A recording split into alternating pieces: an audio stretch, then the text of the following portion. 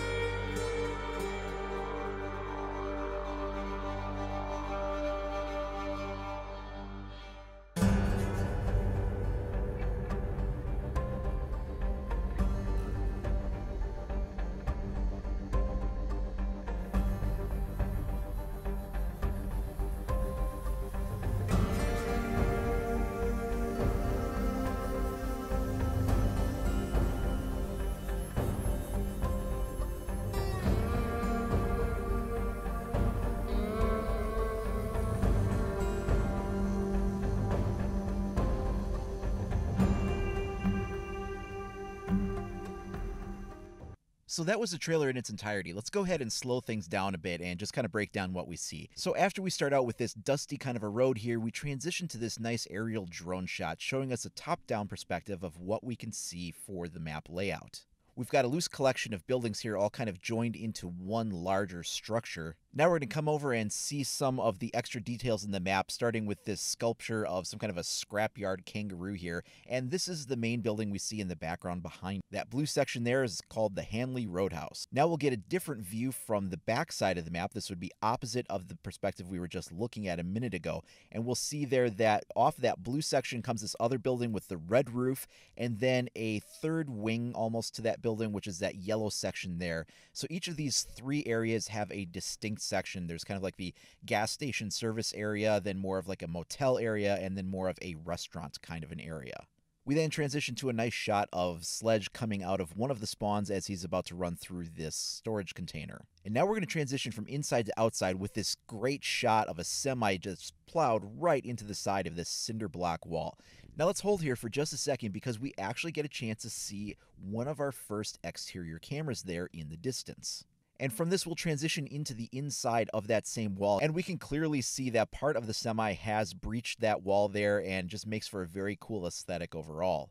Now we'll go to some interior shots as we traverse down this first hallway here, and we get a shot of an exterior window going to a hallway with a door on it. Then we go to some kind of a bedroom. This would probably be one of the rooms in the motel. And from there we go to more of a dormitory style setup here. So we've got multiple bunk beds and things like the Australian Outback kangaroo crossing sign. You'll also notice our first shot of one of the trapdoor hatches there on the floor. Then we go to this panning shot of the hallway here. You can see that there's a sign pointing to stairs in that direction, and it looks like both of these wooden walls will be soft breach surfaces. And from there we'll go to this stairwell that as we come up and over the top, we can see over that banister that this opens into a wider hallway and another room opening into the background there.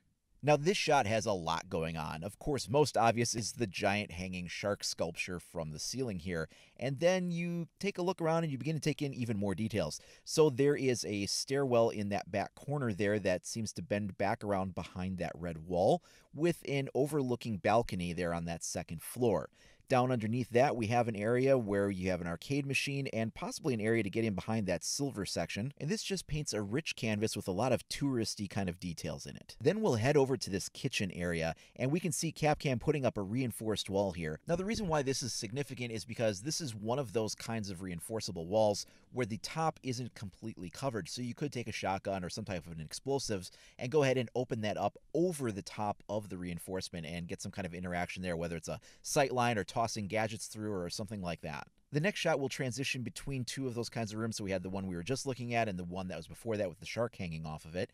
And then we'll go to this cool shot over in the restaurant area. This appears to be some type of an adjoining section between the two areas. So you've got the restaurant area and the garage service area, and this seems to be an area where you would maybe find that segue between those two sections. Now, taking a look at the garage itself, we have a few interesting things that we can tell here. First of all, we've got these big catwalks on the top, and these look like we have some areas that we can drop down from because you've got those half kind of height walls that will sort of stop you on one part of it, but then other parts of it are wide open and looks like you could just drop down. Also, if you take a look at this car here that is suspended on this lift, it looks like there could be a setup here that might allow you to traverse from one set of balconies across to the other side using that car itself in some way. It's just sort of perfectly aligned there, and you've got to break in those half-high reinforced railings that would maybe allow you to do that. We can also see back in the corner there that there is a stairwell that goes up to that second level, as well as a soft breach wall on the other side, and some exterior access in the form of that door there. Overall, this looks like a very interesting section with a lot of verticality to it. Then we head over to this interior room with a very high ceiling. It looks like it's been set up for some kind of a birthday party or other event. From there, we go to a room with a mechanical riding bowl set up, and then it's back outside to get another overhead shot of what the map looks like. And so here we can see a little bit better the way those wings kind of combine together. We'll also get a view of a couple of the camera positions. There's going to be one over here on this side, and then another one back in the distance there for our exterior cameras. You can also see a variety of exterior breaches, windows, and doors. Another thing that sort of stands out is like this semi-trailer kind of a thing where it looks like you can get on top of it and use this makeshift ramp to sort of access that upper area. Now let's take a look at the information we have on the map from the developers. So this article starts out by letting us know that we are going to be here in the Outback, set in Australia's Red Heart. This map is an homage to all the dusty service stations and motels that populate the forgotten highways of the continent. Places filled with hard-working locals and specialty menu items you'll find nowhere else. Unfortunately for this particular pit stop, a passing nuclear convoy came crashing to a halt while under attack, forcing locals and patrons to flee and causing Rainbow to be called in. As to what inspired the team when designing the game's 21st map, Assistant Level Design Director Jacques Wong says they referred to two fan favorites, Oregon and Clubhouse. We divided the map into three distinct sections, the garage, the motel, and the restaurant, and put a lot of effort into making sure each section is recognizable even from far away, Wong explained. There are specific colors for each section, and we used lighting and geometry to direct the player's gaze to where they need to go. Additionally, the focus was on returning to a style of gameplay that players have enjoyed in the past, while keeping the meta in mind. We wanted to emphasize the impact of player decision-making, so for example there's a limited number of doors between each sections. Roamers can still create new paths by destroying walls, and there's always the option of changing floors as a flanking strategy. It's a medium-sized map, so players won't need to go far to find alternative routes. Meanwhile, the three sections are as unique inside as they are out. Get ready for rooms packed with souvenirs and cultural artifacts from many a roadside petrol station across the great southern land. You might even run into our friendly resident mascot Norman in the restaurant, though we do ask that you try not to stare. Outback will be launching as part of Operation Burnt Horizon, the first season of our Year 4 lineup. And then they say for more information to go ahead and check them out on their official channels, as well as the invitational reveal event on February 17th. Now, they're calling this a medium map, and that's something that you have to take into sort of relative consideration, because what used to be a medium map and what's a medium map now are not necessarily the same thing. Back when the game first came out, a medium map might have been something like Hereford Base. Now, of course, I'm talking pre-map rework here. Another medium-sized map, for instance, might be like Border.